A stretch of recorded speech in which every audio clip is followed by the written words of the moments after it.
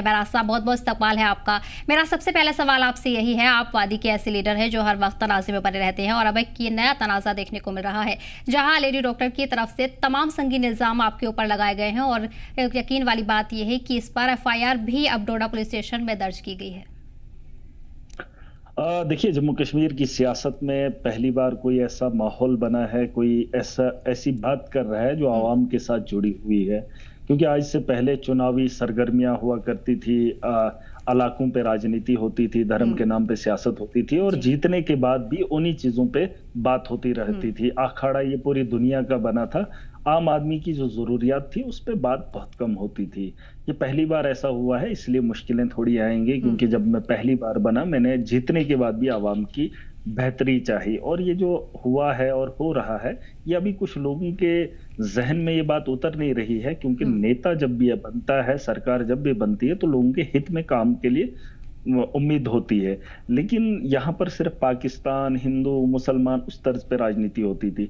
अब ये थोड़ा सा नया एक मॉडल लेकर आए हैं हम, क्योंकि हम जो चीजें जमीन पे देख रहे थे, एक आम आदमी बहुत परेशान होता था, उसकी परेशानी की बात कभी नेता या कोई लोग नहीं करते थे। पहली बार ऐसा हुआ है और ये चीजें मुझे झेलनी इसलिए पड़ रही है क्योंकि जो FIR लगा है, FIR एक ऐसी लेडी ने लगाया है जो खुद करप्शन में मुलव्वस है, जिसके बारे में मैंने ऑलरेडी बोला था, तब मैंने दिखाया नहीं था। और मैंने ये कहा है कि जो मेरे गरीब की इज्जत का ख्याल नहीं करेगा तो मैं उसकी इज्जत उतारने में कमी नहीं रखूंगा। ये मैंने अलग कहा है और बहुत पहले से, क्योंकि बहुत सारे लोग ऐसे हैं जो करप्ट हैं, जिनकी प्रैक्टिसेस रही हैं। मैं नहीं चाहता था कि मैं उनके खिलाफ कोई कार्रवाई की मांग करूं, लेकिन फिर भी जब वो हद से पानी भर जाता है, वो अपनी मनमानी नहीं छोड़ते हैं, तो मुझे मजबूर होकर उन्हें नंगा करना पड़ता है। और जिस तरीके से डॉक्टर मधु की बात हुई थी, आज मैंने उसको सरेआम कल नंगा कर दिया है।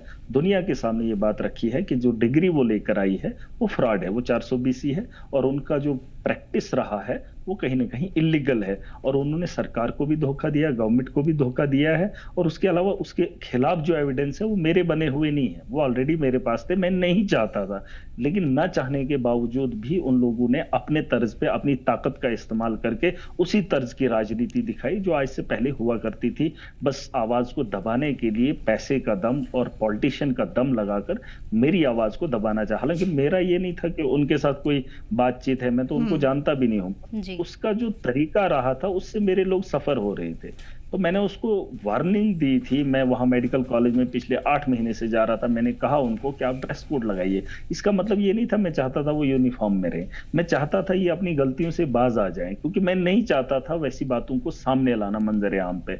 8 महीने मैंने इनको सिर्फ इतनी बात बोली कि आप अपना ड्रेस कोड सुधारिए, ताकि ये बैठे रहेंगे, इनको समझ आएगी कि ये चाहता क्या है। लेकिन उस बात को इन्होंने हल्के में लिया।